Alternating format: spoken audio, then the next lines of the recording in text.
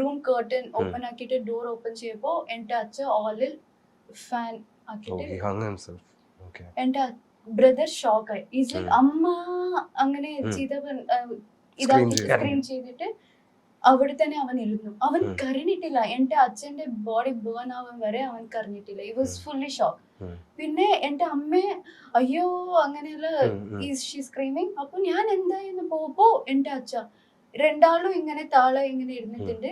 ഞാൻ പോയി ചേരെടുത്തിട്ട് ടൈയെല്ലാം എടുത്തിട്ട് ഡോറ് ഓപ്പോസിറ്റ് ഹെൽപ്പ് എടുത്തു. അപ്പൊ അവർ അങ്കിള് കാറില് അവര് നമ്മളെ ഒരു ഹോസ്പിറ്റലിൽ കൊണ്ടുപോയി.